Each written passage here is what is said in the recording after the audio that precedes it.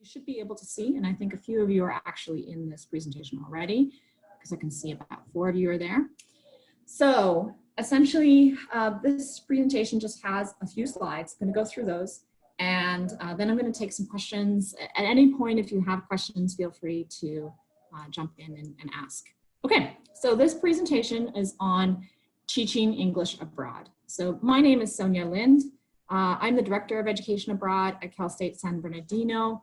And you can email me at any point with at sonia.lind@csusb.edu.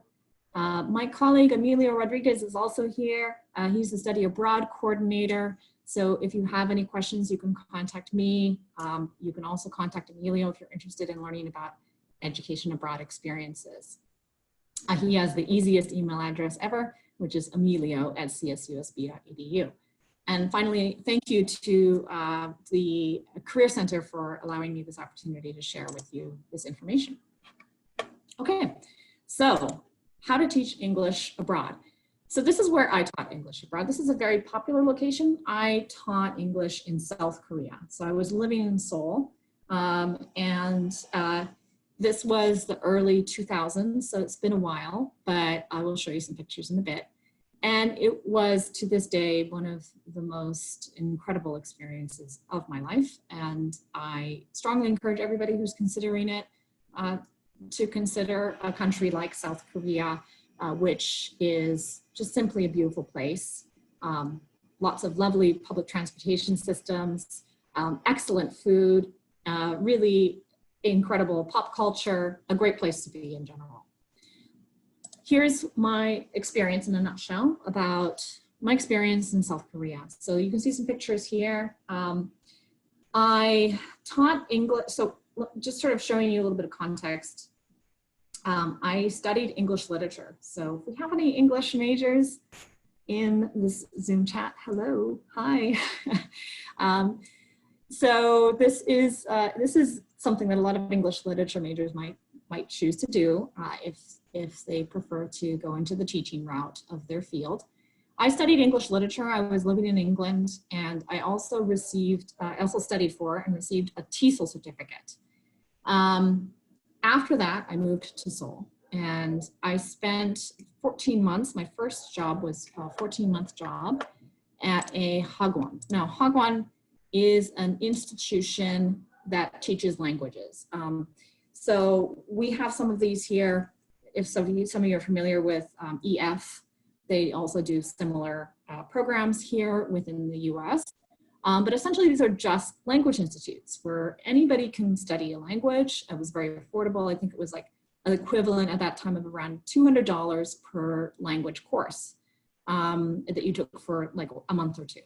And so I was working there with about 10 other teachers. I taught for 14 months at this hagwon, and I taught a variety of people. I taught children, I taught people who were working in their offices and were required to study English as a second language. I taught ajumas, which are housewives, basically, people who, women who don't often have a job, and they have a little bit of free time during the day. So they tend to study languages. It's a very popular pastime. And I also taught university students in between, the breaks that they didn't have classes. So I worked for 30 hours a week in that position. That was 30 hours of contact hours in the classroom. And then I got another job, and that other job was working at a university. So I had a 1-year contract there.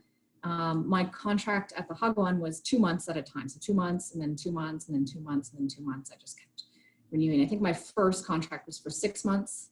And then I sort of renewed from that point onwards. And the university job was a 12-month contract. So I had to work there for a minimum of the 12 months, so I did. That was 24 contact hours. So this was a little bit less in terms of my time commitment. After working in South Korea for a little over 2 years, I moved to California. So as I mentioned earlier, I'm actually a Canadian, so I immigrated to California and to the US, and I received a master's in TESOL, which I received at Cal Poly Pomona. But you can also study this master's program here at Cal State San Bernardino. And after that, I taught at the UC Irvine Language Institute, English Language Institute. I also taught at the Language Institute at Cal Poly Pomona. Okay, so I've had some experience, in summary, both in South Korea and there. Now, I wanted to have a short break, and I wanted to ask this question for everybody. And I will also type this into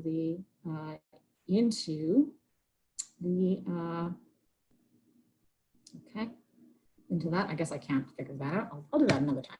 But my question is this, and feel free to unmute and pop in and answer, or type your response in the chat. How does teaching abroad fit into your career or your career goals? Professor, if I may chime in to be Go ahead, Michael. bold here. I am actually a retired teacher. I was a tenured professor of economic history at one of our community colleges in Orange County for 25 years. I taught English at the high school level before that. I'm actually getting the public administration graduate degree right now. And given that I don't have a teaching job here in the United States, I'm certainly at a point in my time where I don't have children at home or pets to care for, or elders in the case of recent burials. So I have still 20-some years left to work, and I would love to go study abroad, teach abroad, because it would also be a study abroad. I could learn another language. Learning languages has always been hard for me, believe it or not. English is not my first language, but you'd be surprised. And so what I find is that here I'm at a stage in my life with a doctorate, with 2 master's degrees, with teaching credentials, that I can do this. Just finding somebody to hire me is my challenge, part of the reason why I'm here. Other students may not be at this stage in their career. And so, Michael, it seems that you're very interested, but as a retired teacher, actually, you have a lot of experience. And so your main concern is that someone might not hire you because of age. Age is protected here in the United States or North America and much of the Anglophone world, but it isn't always protected in other places. Right. And right. I still have 20, 24 years left to work. It's not like I'm that old or that young, but you know, it's just something and it's also something that I've never done. Being a single parent for most of my adult life, I have never had opportunity to really travel a lot. And, you know, because I have a teenager and a toddler at the exact same time. So it's a little challenging, you know, but that's what I'm doing. That's why I'm here. And we did speak about this a couple months back when we first met, and I remember that. So when I saw your name coming up here, I wanted to definitely chime in and hear what you have more to tell us. Sure. I'd be happy to. And I will say that I think the one advantage, I think, of an older person working in South Korea or in Japan is that in a lot of Confucian value cultures, the older you are, the more valued you are. So there's a lot of respect to age in many of these countries. And so, for example, when I was living in South Korea and I was a teacher, I was a young teacher. I just left college. I was 23 or so. And so I was a young teacher, I was a foreigner, and I was a woman. So those were all things that kind of put me on the lower end of the totem pole structurally, unfortunately. So what I found interesting about that experience was that we had a couple of older South African instructors, and so they speak English as a first language, as many languages in South Africa. And so they spoke with an accent, not the preferred accent, but they were older. They were often given the most high ranks in terms of their choices of classes, in terms of their teaching reviews were the highest of all the teachers. So I thought that was interesting, that at least, I don't know what South Korea is like now, it's a very different place now, but at that point, the cultural values actually tended to prefer older teachers. So that might be an advantage. I just wanted to let you know about that. That's something you might not have considered. So I'm gonna get to these comments. I don't see anything here. Hi everybody on Instagram. So we have a lot of comments. Thank you. Okay, so I'm going to start with Joshua, who said that he's interested in gaining more teaching experience because you're an education major. Is that correct, Joshua? Yeah. Yes. Okay, great. Are you studying education at Cal State San Bernardino? Yes. Great. Okay, yeah, definitely. I think that kind of teaching experience will benefit you. I went on to get a PhD in education, and I noticed that people who had taught abroad or had teaching experience actually had a lot to offer. So if that's also a consideration for you in the future, a doctoral program, then let me tell you, it will help you significantly. Yes. Yeah, I understand that pretty much.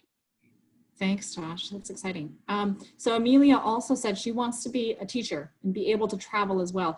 And actually, this was my original idea at the age of 23, that I wanted to just travel the world. I'm not an American. I had lived in multiple countries at this point, and so I decided, oh, I'm going to just bounce, and then I ended up falling in love with education, as it were. So joke's on me. Turns out I accidentally discovered that I loved the field. So it's good that you love the field and you want to travel, because that is why a lot of people end up in this field. And I still have friends right now in South Korea that are still there. They're still there. And that was, over 10 years ago I was there. Thank you, Amelia. Amanda said that she's interested in gaining new teaching experiences and experiencing different culture, which is very much the same as what Amelia was saying and how I got into this. That's very exciting. Kimberly says she wants to be exposed to different cultures and have the opportunity under her belt. Absolutely, Kimberly, there's so many great experiences. And I have to say that even as somebody who's a director of education abroad, if you're living abroad, if you're working abroad, you're paying utility bills abroad, whatever it is, you are going to get a very different experience than you would if you just studied there for a semester. Daniel said, interested in pursuing higher ed, broadening perspective. Oh, okay. And he's already had teaching experience. So Daniel, you'd probably be at the top of anybody's hiring list because of that experience. So well done, you. Now we have an excellent program in Dankook University that's currently on hold for this summer for obvious reasons, but we are hoping to renew that again next summer. Jacqueline said she's pursuing to teach Spanish in high school or community college, and teaching abroad would help her understand how to integrate language into a classroom setting, correct?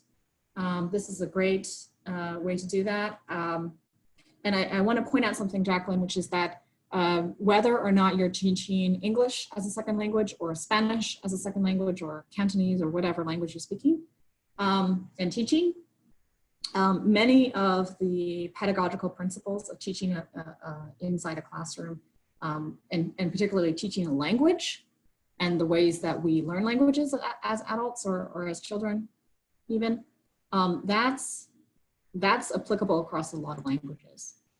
There's multiple fields such as applied linguistics that you might be interested in the future. So as a way to sort of look at the ways people learn. And then Sharon, and then I'll get to Daniel and then we'll move on. Sharon says an older teacher, not the same breadth of experience, but it doesn't matter if you only speak English in places like South Korea. That's all they want. And you're interested in teaching abroad with your daughter. That's kind of the making of a movie right there, Sharon. I kind of like it right away. I think you should go for it, both of you. Music major, graduating in May, fluent in French. Sounds like both of you would be excellent hires. So I'll talk about ways that we can get you to that point. And then Daniel asks, what do you think of the EPIC program? And I think the EPIC program is fine. It's classic. A lot of people have been working with this program for decades, and it's run through the Korean government. So it's a good program. Now, let me go on. I'm going to close the chat for now, and we're going to move on to the next section, which is the types of teaching abroad. So I just wanted to let you know that that while I am referring to English, because that is the majority of careers, teaching careers abroad, there are many types of English teachers abroad. So I was two of these. I worked in a language institute and I also worked in a university, but there are many other sort of settings. So you could work at a public school, which I believe EPIC places you in public school. You could work at a private school, which is, I worked in a private school, private language school. You can also do online teaching, which I think is going to be even more desirable given the changes of this new reality. Online teaching is a great way to live in another country, earn income, it's a job, and maybe even live in a country that's different from the place you're actually teaching in. So an example that I've come across many times in my travels in Mexico have shown me that people sometimes live in Mexico. You know, we have some pretty flexible immigration laws. We can live there for several months as you know, citizens of North America. Live there, they teach online, maybe they even teach online in a place like China, but they're living in Mexico, but they're not a Mexican citizen. So this is the type of thing that is possible and is very common, in fact, that people do tend to do some traveling and then move around and pick up a career, even if they're not living in that country. And this will probably be even more common in the next couple of years as everything changes and almost everything is moving to online at this point. So online teaching is another option for you and allows you to even live in another country, for example. You can also, however, teach multiple subjects. So there are many other subjects you could be teaching. I do know people who have made a living out of teaching math in other countries and have done so by going from country to country, places like Thailand, Mexico, you name it. They've lived there, they've taught there, and they're not even teaching English. Or they're teaching that subject, but in English. So that's also that's a big trend right now, is learning subjects in English. So let's say you go to a high school, they want you to be the chemistry teacher, but you're teaching in English. Things that are required. So typically they will just want a bachelor's degree when you are going to look for a job abroad to teach. They often want a bachelor's degree, but they also sometimes ask for a TESOL or TEFL certificate. Those are kind of interchangeable. The TESOL certificate is often offered within the United States for, say, immigrant students or students that are learning English as a second language here in the United States. But TEFL would be a different context. You'd be teaching usually in another country that isn't a native English-speaking country. But a lot of the principles are pretty much the same thing. It's just that when we say TESOL, when we say TEFL, we're referring to a different context. Anyway, there are a variety of options. For example, you could go to the International TEFL Academy, which is online, among many other things. And they have an online program that's 11 weeks. Their on-site program is probably suspended at the moment, but they do have online programs like this. It ranges in price. I don't think I do have a slide on this one, but if you're looking at a TESOL certificate, you shouldn't be paying more than a couple of $1,000s, in my opinion. Maybe up to $3,000 would be a range that I would expect to see. If it's too cheap, you might question the credentials of that program. If it's $100, you might be like, well, maybe this is not a, credible TESOL certificate program. But the ranges that I've seen typically around $1,000 for most TESOL certificates, even the ones online. You can also consider a teaching credential, of which Cal State San Bernardino offers one. It's an excellent program. And this offers you the chance to be flexible, that you can work both abroad and within the United States as well. Because one of the things that a TESOL certificate is great for just getting you out the door, getting you to another country.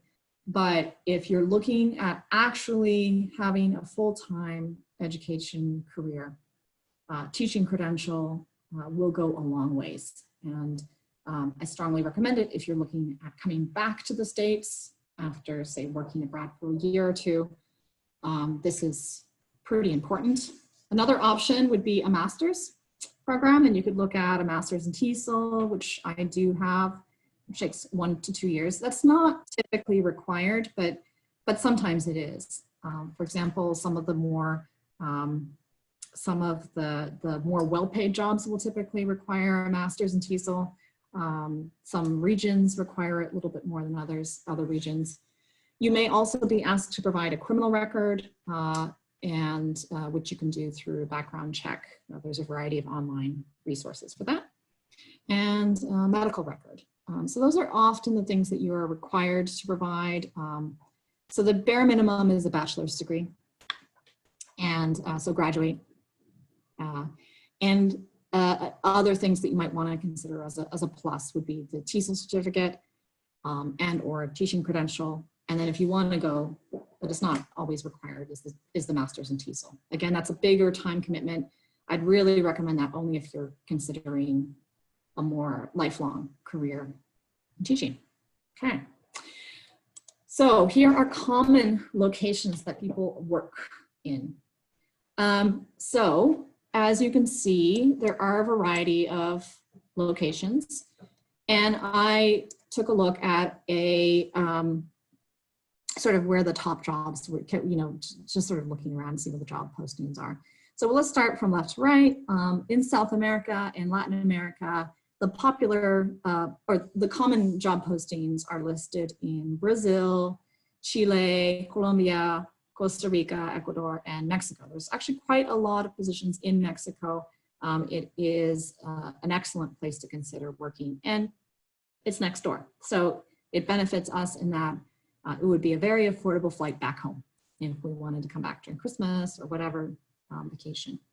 Now in Europe, the top countries are, there's a lot in the Eastern Bloc. So Czech Republic is one of them. Prague is a beautiful city. So strongly recommend that you at least visit that. Germany is another location, Italy, Russia, and Spain. So if you are a Spanish speaker, South America, Latin America makes a lot of sense, as does Spain. Those are things to consider. As I mentioned before, you don't have to have a second language to teach English. They want you because you speak English. They don't want you because you speak English and. They want you because you speak English. But if you speak the other language, it is going to benefit you absolutely. If you're just walking around and talking to your coworkers, could you imagine? I have a question here from Michael and from Ariana, so I'm just going to pause for a second. So Michael says, I have a California adult ed credential and a TEFL certificate along through EDD. Michael, I mean, you're just like, I mean, you could provide this presentation. Just go to South Korea, come back in a year, and then we can co-present on this one next year. As far as having a teaching credential, does it have to be multiple subject or no? For Ariana, I'll just say for going abroad, I haven't seen them care what it is. They recognize that there are differences, but I wouldn't say that most jobs would mind if it was multiple or a single subject.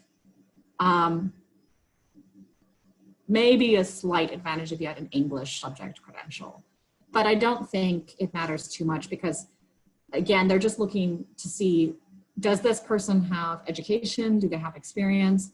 And the good thing about teaching credential students is they get a lot of teaching experience. And so that's something that they know someone's walking in with. And I think that's why I've sometimes seen it in job ads. But no, I mean, like our teaching requirements are not the same as teaching requirements in other countries. So this is more like they recognize as a postgraduate experience credential, but they don't often require it because it doesn't match. Their own education systems are quite different than ours. Their teachers are requested to do different things than our teachers are requested to do. So it's good, but like I said, it's really not everywhere. Anyway, back to the locations.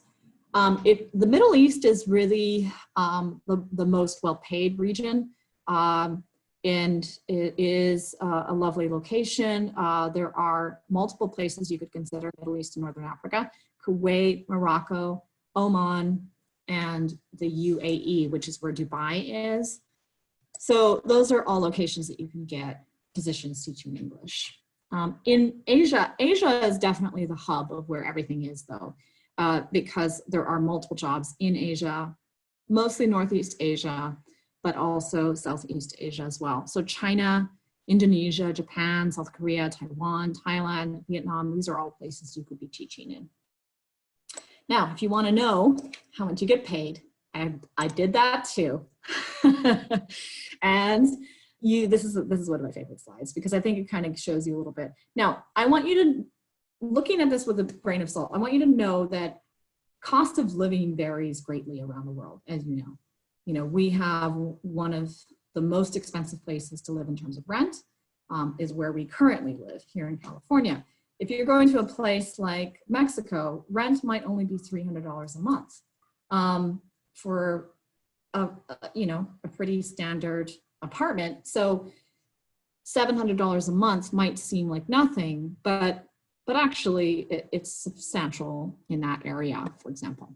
So we're looking at South America, Latin America, ranging from around $700 a month to around $2,000 a month. And this is equivalent in US dollars. Now, if you're looking at Europe, the range is around $800 to $2,500 US dollars a month. As you can see, the Middle East is where you get the majority of the money. If you're interested in making a lot of money, this is definitely the region for you. $2,500 is sort of a minimum salary per month, ranging up to $4,000 a month. So it's good. Asia varies pretty greatly depending on where you are. If you're in a place like Vietnam or Thailand, you are going to be earning on the lower end of the spectrum. If you're in a place like Japan or South Korea, you're going to be earning on the higher end of the spectrum. Ranges from about $1,000 to $3,000 US dollars per month. Now, if you're looking at, oh, I think I had Southeast Asia there, sorry. So Southeast Asia might range anywhere from $500 a month. Again, you know, rent might not be that much at all, maybe $100, $200 a month, to $2,000 a month in salary. Now, there are other things. I've noticed the bottom line talks about other perks. So frequently in many positions, you can receive a free apartment that they provide for you, or an apartment stipend. So they offer you, you know, $1,000 a month just to rent a place, for example. That's common in Japan. You can also, they also sometimes provide round trip flights. So if you commit to us for 6 months, 12 months, we'll give you a free round trip flight. That's common. They often always provide you health insurance. And another thing is that they usually offer a contract completion bonus. So if you stick around for a year or however long, and then you leave, they'll give you often the equivalent of about half a month or a month's salary at the end of that. So as a completion, like, thanks for completing your contract with us. We are going to provide you this big chunk of money. So it's nice. There are definitely some other perks to consider that when you're looking at some of these prices, you might say, or salaries, you might say, this is on the low end of what I would expect, but actually there are other perks to consider, such as these apartment perks and so on. When I was in South Korea, I had that free apartment. I actually had a free cleaner as well. They came and cleaned my apartment once a week. And they also provided a round trip flight for free for me. I literally just gave them my contact information, my passport scan, and they told me which flight I'd be on and where. And they provided health insurance, which was great. South Korea is a great place in terms of healthcare. And they did provide that completion bonus at the end of my term there. So it was nice. It was very comfortable, actually. So I'm getting a couple questions from that. So Daniel says, I'm going to be graduating in the spring. I'm interested in teaching English in South Korea. I really enjoyed it. What are my first steps in terms of approaching South Korea. Okay. Let me get to that soon, Daniel. And then Amy asks, which programs in South Korea and Japan give the most perks? Honestly, I think they all give about the same number of perks because it seems to be a government requirement. I didn't look into the details of this. And health insurance often includes, yeah, should include, now my memory's a little bit weak. So I believe, yes, health insurance did include dental for me. I'm getting a little bit skewed because I ended up going to a private dentist who was more expensive, but I think I had almost everything covered. I don't remember paying more than maybe $100 at one point for a couple of cavities that I had to fill. So another thing too is that I know that we live in a country in which health insurance is very expensive, but in many of these countries, especially in places like South Korea, Japan, Taiwan, China, the healthcare is actually very good and very affordable. So even if you didn't use health insurance, which they will give you, but even if you didn't, let's say you went to a private hospital, a private dentist, you would be paying a tiny portion of what we pay here in the US for health insurance and dental insurance. So look into that with the dental insurance. Alex, I would look into maybe what they should list that on the job posting. They usually are very upfront about what's included and what's not included. And then Amy, regarding to your question, for the most part, I think it's standard. These are standard. There's not like one only gives free flights and one only gives round trip flights. No, it doesn't work like that. They all do this. So this is not like, if they don't do this, that's a red flag. So that's what I would say is like, expect the bare minimum to be the perks, the free apartment or apartment stipend, the round trip flights, the health insurance, and the bonuses upon completion. You should expect that as a minimum. Now, other things will vary. How much they pay you per month varies. So look into the details of those. Often when you're young and you're getting into the experience of teaching, you might expect to get on the lower range. But again, the lower range might be anywhere from, I think I was making about $2,300 a month when I first started, and then got up to 26 or 27 or 28, something like that per month. Now that was 10 years ago, so it's might be about the same, might be more. So here are some jobs. So this kind of goes to Daniel's question. So here are some really good websites, sort of standard websites to find jobs. You can look at TEFL.com, which again stands for Teaching English as a Foreign Language. Dave's ESL Cafe has been around forever, I feel like, at least 2 decades at this point. And it was a classic website to search for jobs abroad when I was there, and it still is. So that's one. If you're looking at Japan specifically, the JET program is great. The Japanese consulate in Los Angeles is very responsive. Absolutely reach out to them and ask them about this. The EPIC program also is run through the Korean government. So that's epic.go.kr. We have a question from here. How about completing our taxes while you're abroad? So as a US citizen, of course, you are required to complete your taxes while you are abroad. What that means is that you would complete them online, much like you do here. So if you complete your taxes online, you would do the same thing there as you do here. I don't know if that answers your question. Does that answer your question, Nat Flo? Question from Instagram. So if not, send me a message later, totally fine, and I can do what I can to help you. There are some other programs I also recommend looking into. Fulbright is great. And this is a program that's offered and opened. Okay, great. It's a program that's open every summer. So I believe that it will open up in May and will be due in October for the next year. So Fulbright's great. It's fully funded. I've served on a Fulbright committee a couple of years already. So if you have questions, you can reach out to me about that as well. Peace Corps is a volunteer program, but it's a paid volunteer program. You don't get paid much, but again, you get that free apartment and you get some of these other perks that are great. Reddit actually surprisingly has a decent amount of online jobs that you can look for. So for example, you could look at China jobs on Reddit. Teachaway.com, I listed this one link for ESL jobs abroad.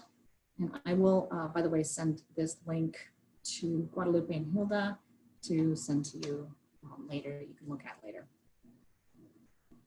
Okay, so some things to be mindful of. It's not all paradise, of course. So a couple things to be mindful of. The government programs are more or less like EPIC and JET. Those are government programs in Japan and South Korea, respectively. And those are typically a lot more protected. They protect their teachers a little bit more. Now, if you go to a private institution, which you might be tempted to do, private institutions are sometimes hit or miss. And okay, Amy asks, okay, never mind. Okay, what are the main differences in government programs and private programs? So like a private program would be like what I did. I did a language institute that was privately run. And so some of these privately run programs are not around for a long time and can shut down pretty quickly. So an example that I always give is a friend of mine who was working in a brand new private institution. He was being paid pretty well. It was a lovely place. He got a great apartment. And I went to visit him a couple of times. And one weekend, we were hanging out and I went back to my side of the city to start the work week.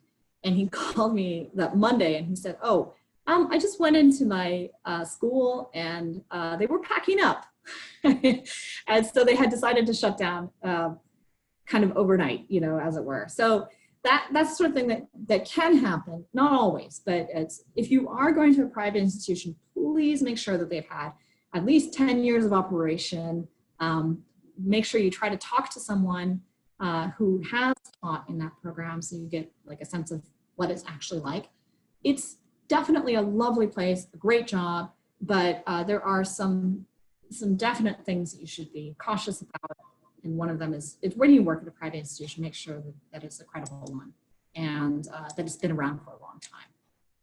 You're kind of taking a big risk if you don't.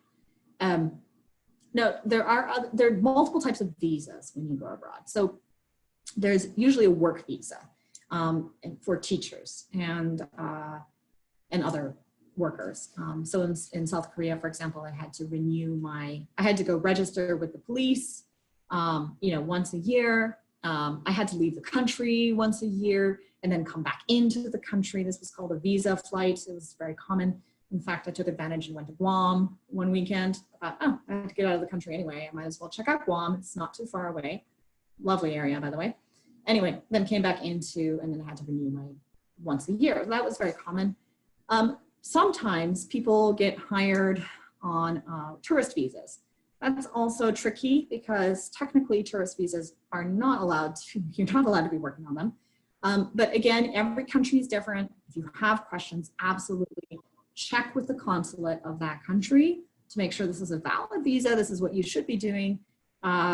And especially if it's your first time, feel free to reach out to the consulates of that country or make an appointment with the consulate of that country. So in Los Angeles alone, we have multiple consulates, including South Korean and Japanese consulates. So you can reach out to those and so on. Laws. Now, when I say laws, I mean labor laws. So in other countries, you're the foreigner. And what that means is that if there is a labor violation, let's say they never gave you a contract or they violated your contract, there isn't the same kind of, as a foreigner, you might not get a chance to really advocate for yourself. There may not be a lot of people who are able to advocate for you because you are the person who's visiting that country. So if there is a labor violation, you won't be able to protect yourself with US laws. You're in another country. And so I know that I know that might seem obvious, but I know that many companies around the world will know that you as a foreigner won't know the laws, won't be able to protect yourself.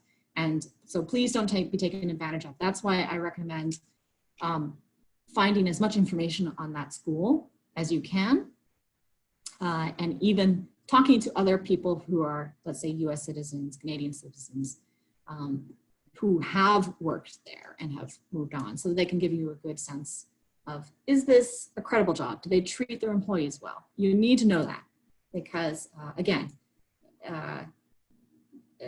foreigners might not get a lot of the same rights as everybody else, and so you need to educate yourself, inform yourself about what that school offers. Now, we're kind of wrapping it up, and it's been 47 minutes, so it's been a while. What questions do you have right now? And then also, what's the most important thing that you've learned today? And reflecting on what you've heard. There's a lot of information. Oh, Kimberly asks if you work in South Korea to pass it. No, Kimberly, I've never heard of anybody working in South Korea and having to pass a fitness test. Now, you may have heard a little bit about some of the, this is in the chat in Zoom. You may have heard about this because sometimes you have to submit a medical record. There's a lot of medical clearance. So possibly this person had to, I don't know, run on a treadmill to check their heart strength. I don't know, but maybe as part of their physical, they had to do that. But fitness test, I mean, they're not gonna check how many sit-ups you can do, because I wouldn't have gotten that job.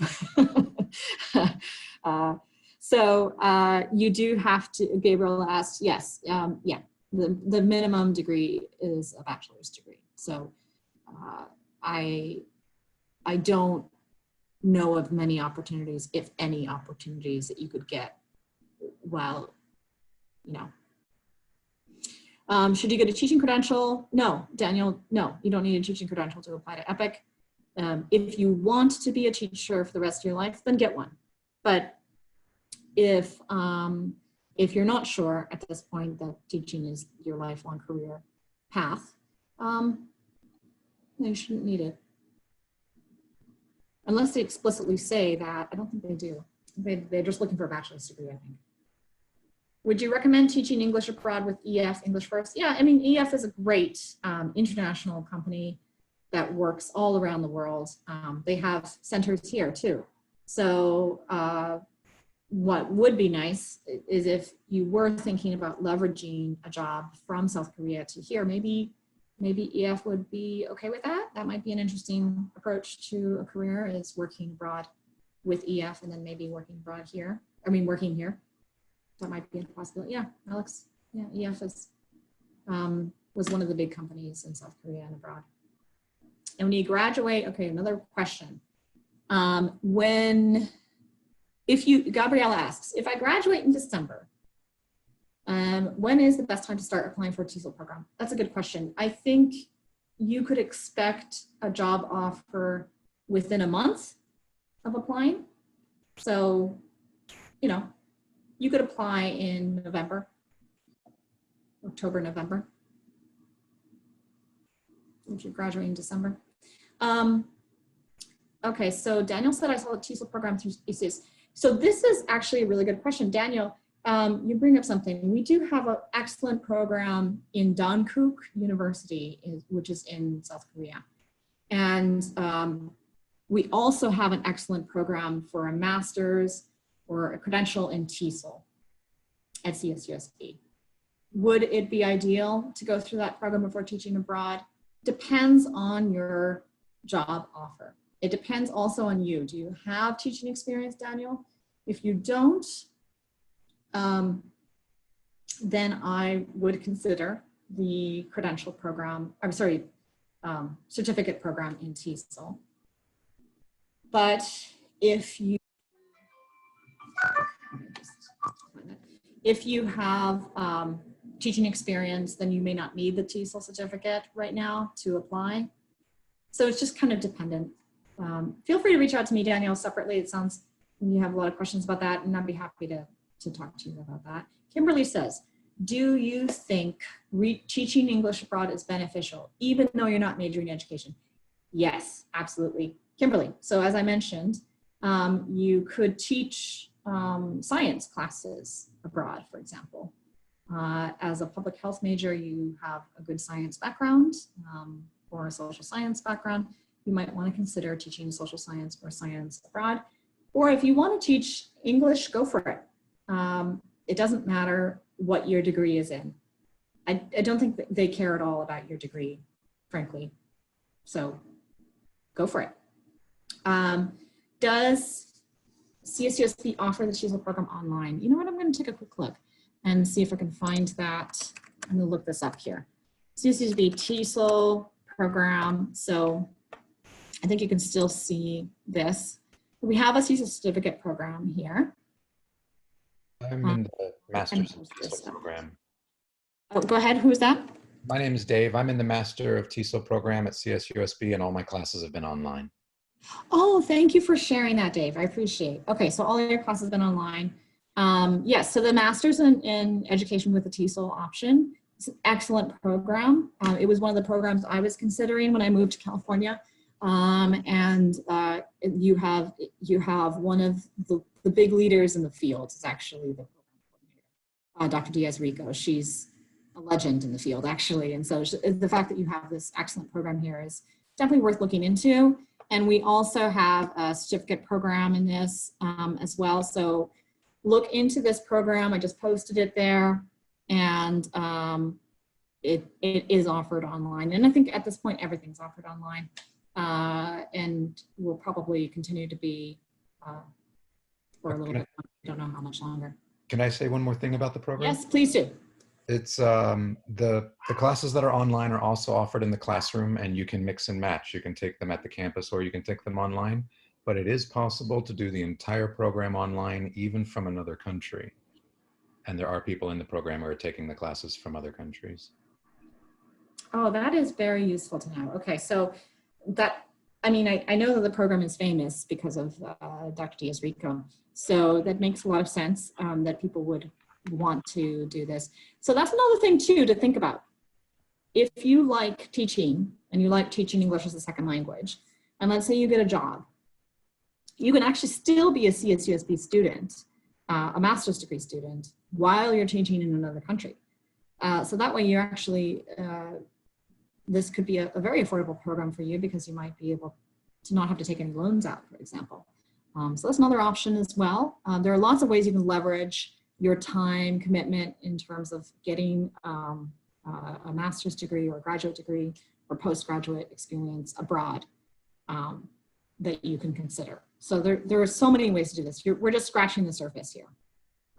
Okay, so Daniel says, what kind of impact is the coronavirus going to have on the hiring process and being able to get a job abroad in the summer? Daniel, you should not be expecting to go abroad in the summer at all at this point. As it is, I'm not sure anybody will be traveling domestically during the summer. So international, absolutely not going to happen. I mean, I can't say absolutely because I would love to get out and about, but I think we can fully expect that that's not going to happen. So don't be disappointed if it isn't. I think the earliest you're going to see in terms of the impact, it will have an impact for sure on the hiring process, because I don't expect that people will be hired on if they aren't already abroad. So like, for example, if you were a foreigner living in South Korea already, then yes, that might be an option. But if you're living here and you're thinking about moving abroad, I don't think you can expect to do that, at least until fall, earliest. So maybe hang tight, think about an online program, that kind of thing. That sounds like a good idea for now. These programs will come back, but at the moment they're suspended, as you know. Would I be able to take the Don Cook program this summer after I graduate? Amelia, are you still there? I don't know if you are. I am hiding, actually. Oh, Amelia, there you are. Okay, can you answer this question? Would Alex be able to take the Don Cook program in the summer after graduating? My recommendation, because this is keep in mind, this is an exchange program. This is not a kind of like just a host institution, or we send students to our own institution, kind of like a third-party provider in a way. So the students need to be, or the individual has to be a student for an enroll. Okay. Okay. If they're graduating in the spring, my recommendation is just extend to the end of summer. It doesn't impact them as much because they're gonna get their degree anyway, and then they can do participate in the program. But that's my recommendation.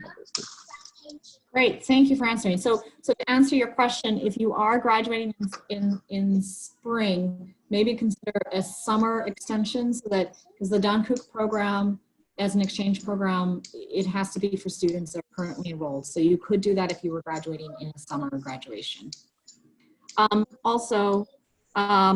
Gabriella asked, are TEFL and TESOL certificate different? More or less, no.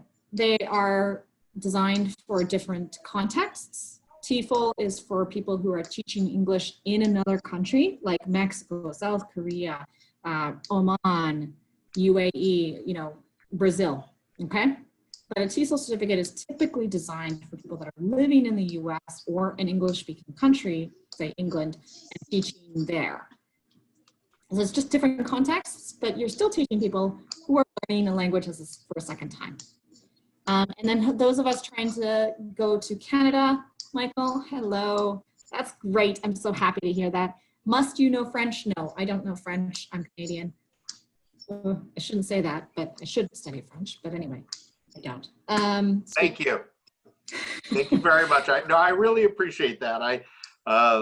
Even as a teenager, somebody says, "Where do you want to go?" I say Saskatchewan, and they're like, okay. "Why?" I'm like, "Why not?" Well, why not indeed? Cold. Yes. I like it. No, I hear you. I've been wanting to go to Minnesota for a long time now, and people don't understand that. But so I get the desire to go to strange places that people don't. Not strange places, off the beaten path places. If you've got suggestions, I'll certainly take them. Okay. Thank you. I'll email you. Yes, no problem. No problem. I would say for you, Michael, consider going to a city like Toronto, or Vancouver, or Edmonton.